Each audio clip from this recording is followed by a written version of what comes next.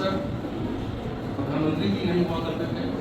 14 के बाद मुझे आज भी अच्छी तरह याद है कि शपथ ग्रहण करने के पश्चात पहली बार जब माननीय प्रधानमंत्री जी का आगमन हुआ था 25 दिसंबर 2014 को, तो लगभग ये जिला प्रशासन से ये दायित्व हम लोग को मिला। उस दौरान बहुत सारी चुनौतियाँ थी।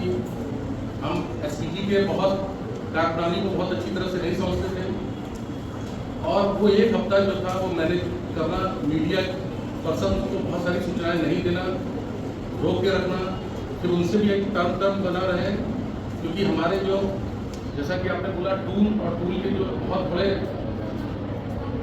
ये जो संपर्क के बहुत बड़े साधन होते हैं जनसंपर्क अधिकारी के लिए, वो पत्रकार ही होते हैं।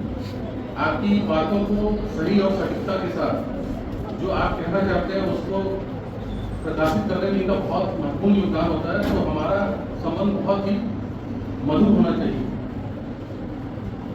मैं चर्चा कर रहा था 25 दिसंबर 2014 का, तब उस समय सुबेरे कार्यक्रम होना था। 24 दिसंबर की रात में चेयरमैन रेलवे बोर्ड महोदय का आगमन हुआ और उन्होंने बोला कि वो टीम जो माननीय प्रधानमंत्री के नजदीक होगी वो कौन सी टीम होगी, थोड़ा सामने ले आए। और उस समय 12 बज रहा था, रात का 12 था। तो सभी लोग बिल्कुल थके हारे थे, अपना पैंट शर्ट जो पहने हुए थे कैजुअल तरीके से थे, वहाँ पहुँचे। उनको बताया गया कि यही टीम है जो माननीय प्रधानमंत्री के सभी कार्यक्रमों को, उनके आसपास जो भी स्मृति चिन्ह है, डैश, सारी चीज़ों का संचालन यही करेगी।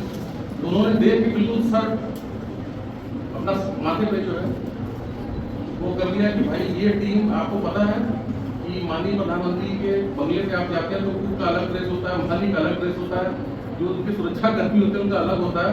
तो इनका ड्रेस यूनिफॉर्म का प्रोटोकॉल आपको पता है, किसी को नहीं मालूम था।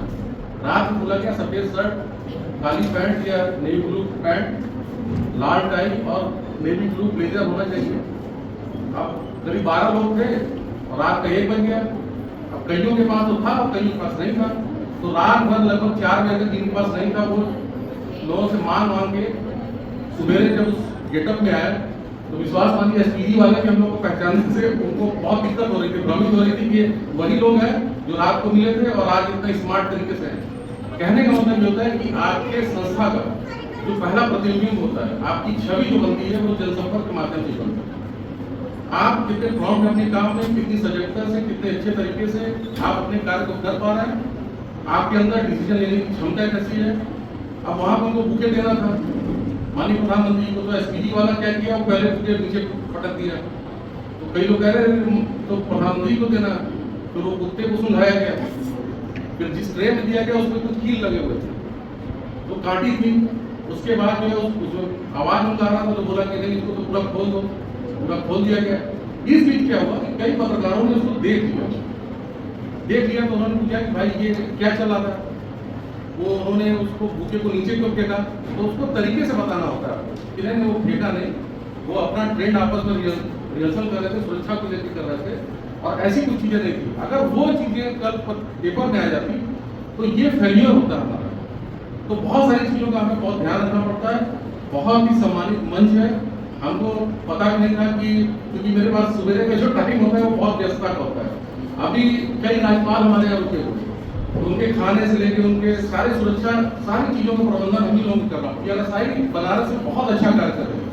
अगर आप देखें हम लोग जब हम लोग के टाइम में पत्रकारिता के क्षेत्र में दवे साहब बहुत कम स्टूडेंट हुआ करते थे जो इस क्षेत्र में पढ़ाई कर रहे थे। तो धीरेन्द्र महिला जो पीजी कॉलेज है उनका जो डिपार्टमेंट है वो निश्चित रूप से बहुत अच्छा काम कर रहा है। यहाँ पे इस तरह के कोर्स का संचालन कर रहा है। आने वाले समय में बहुत बेहतरीन किस्म के हमें जनसंपर्क अधिकारी मिलेंगे, ऐसी मुझे उम्मीद है। मैं बहुत कुछ आज नहीं कहना चाहता, बहुत सारे लोग हैं उनको मैं सुनने के लिए आया था। आप सबका बहुत बहुत आभार, बहुत बहुत धन्यवाद। Thank you.